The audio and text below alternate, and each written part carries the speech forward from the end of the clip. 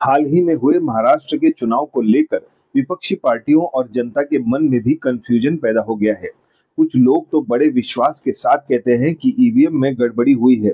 वो इसीलिए क्योंकि चुनाव में जीते हुए कैंडिडेट भी ईवीएम पर सवाल खड़े कर रहे हैं। इस सवाल के जवाब में चुनाव आयोग ने कांग्रेस पार्टी को 3 दिसंबर को बुलाया है।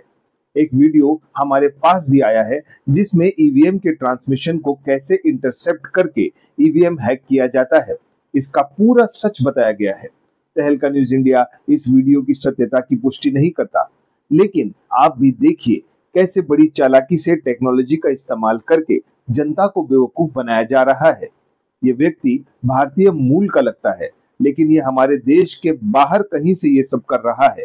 और अगर एक पत्रकार वहां पहुंच सकता है तो फिर वीआईपी लोगों के लिए ये बाएं हाथ का खेल है।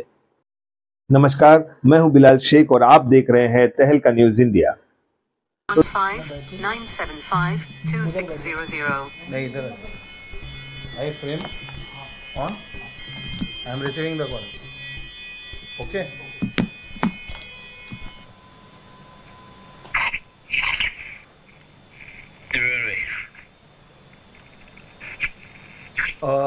आपको इंट्रोड्यूस करवा देता हूँ। ये है अल्पेश जी। नमस्कार। अल्पेश जी हैं ये हमारे। इनका आपको पता होगा, इनके पास 102 सीट्स इनको दी गई है। 75 इनको करवाना है। 75 कितना हो पाएगा, मतलब आपको क्या लगता है? The number is between 60 to 75. We'll give you definite digit once we finalize this.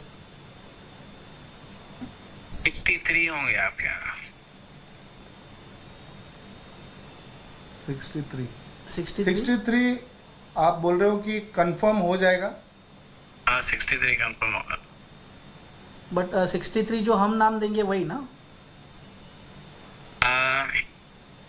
आप दे दो नाम। 105 में से मेरे पास 63 स्ट्रेट आउट एक्सेस है, लेकिन मेरे को वीवीपैट की मशीन की डिटेल्स चाहिए। तो आप 63 कौन से वो बता सकते हैं, ताकि हम उसमें से फिर अपना जो होगा वो निकाल के आपको ये कर देंगे। वो 63 कौन से सीट्स हैं? 63 मेरे पास एक्सेस तो पूरे 281 का है। आउट ऑफ 288 281 का पूरों का एक्सेस है, लेकिन कुछ एरिया ऐसा है जहाँ पे फ्रीक्वेंसी आइसोलेशन इम्पॉसिबल है, तो वहाँ आई डोंट थिंक उसको इनिशिएट करना भी it doesn't make sense to me. So इसका अगर 63 करते हैं तो 63 का क्या हमको ये बैठ जाएगा खर्चा? एस्टिमेटेड कॉस्ट क्या होगा? देखिए फिलहाल SS7 का टर्मिनल एक्सेस जो अभी राइट नाउ का आज के यानी 15 तक का लॉक इन है, वो पड़ रहा है करीब 6,72,000 चेंज में पड़ रहा है। 6,72,000 US dollar. 6,72,000। Okay, this is in rupee और dollar? This is in rupees? नहीं, ये US डॉलर में पड़ रहा है। ओके, अब इंडियन रुपी में कराओ तो 52 CR 53 CR के आसपास पड़ रहा है। जी जी। अगर पूरा क्लीन स्वीप मारना है तो you just need to increase the bandwidth. That's it. $120,000 extra पड़ेगा, plus I need people on ground. That's it. How many people?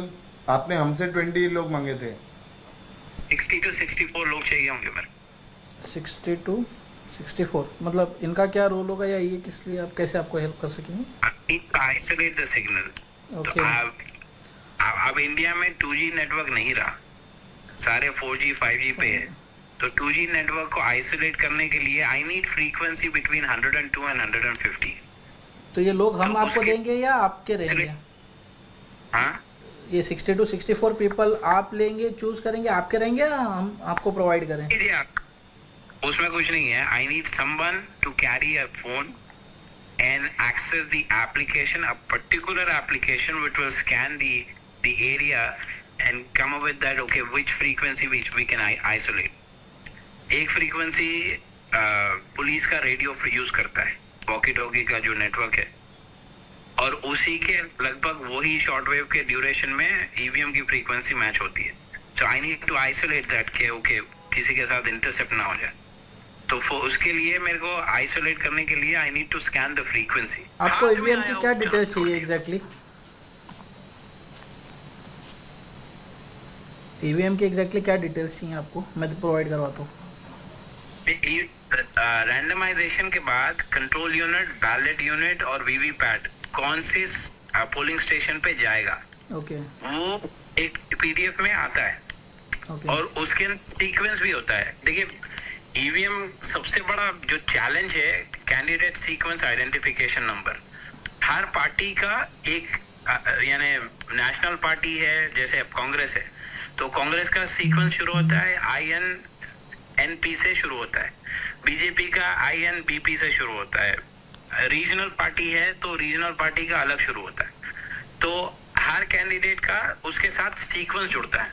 कोई पोलिंग बूथ पे यानी मान लीजिए 300 पोलिंग बूथ है, 300 पोलिंग बूथ में 50 पोलिंग बूथ पे वो कैंडिडेट 1 पे कांग्रेस रहेगा, 50 पोलिंग बूथ पे कैंडिडेट 2 कांग्रेस पे रहेगा। तो ये सीक्वेंस जो अलग हो रहा है उससे दिक्कत ये आती है कि अगर मैं कैंडिडेट एक के ऊपर ही पूरा मारूं और अगर एक कैंडिडेट के ऊपर अगर कांग्रेस 50 जगह है 100 जगह नहीं है, समझ गया, तो मेरे हाथ से जो है बीजेपी जीत जाएगी। समझ गया। तो ये चाहता मैं अगर मेरे पास वीवीपैट की डिटेल्स है तो ओके आई नो कि भाई ये वीवीपैट के अंदर बिट सीक्वेंस कौन सा है, कौन से बटन के ऊपर कौन से कैंडिडेट का सिंबल लगा हुआ है, मुझे ये पता चल जाता है। At least I can read that. So मेरे को एग्जैक्टली वो फाइल रैंडमाइजेशन के बाद जो रिटर्निंग ऑफिसर से आप पूछो, रिटर्निंग ऑफिसर दे देता है। ये तो मुझे वो फाइल डिटेल्स मिलने के बाद फिर आप किस तरह से करेंगे? इलेक्शन वोटिंग के दिन ही होगा या कैसे होगा और किस तरीके से होगा? मैं तो पहले ही प्री प्रोग्राम जितने हैं उसको फ्लिप कर देता हूँ। यहाँ पे प्री प्रोग्राम्ड है बीजेपी के फेवर में, मैं उसको ऑलरेडी फ्लिप करके रखता हूँ। लेकिन on the day of election वो जो ट्रांसमिशन शुरू करते हैं मैं इसको इंटरसेप्ट कर लेता हूँ। मेरे पास से रिटर्न एक फाइल जाती है। और ये सिर्फ वोटिंग के दिन हो सकता है या जो बीच के 2 दिन है, जैसे 23 को काउंटिंग है तो 21-22 को पॉसिबल है? कुछ बहुत ज्यादा क्रूशियल होते हैं क्योंकि बीच के 2 दिन में जहां पे इनका ट्रांसमिशन नहीं हुआ। कमाल की बात यह है कि ईवीएम मशीन बंद होने पे भी, खासतौर पे ECIL की जो मशीनें हैं, बंद होने पे भी उस पर ट्रांसमिशन होता है नो मैटर व्हाट। आप जैसे ही मशीन खुलेगी, नया अगर फाइल आ गई तो वो ट्रांसमिशन के देखा आपने कैसे ईवीएम के ट्रांसमिशन को इंटरसेप्ट करके ईवीएम हैक करते हैं ये हैकर। जिस देश ने ईवीएम बनाया वही ईवीएम पर चुनाव नहीं होते, फिर हमारे देश में ही क्यों? आप अपनी राय हमारे कमेंट बॉक्स में जरूर दें। लाइक, शेयर और सब्सक्राइब करें। आपका अपना चैनल तहलका न्यूज़ इंडिया।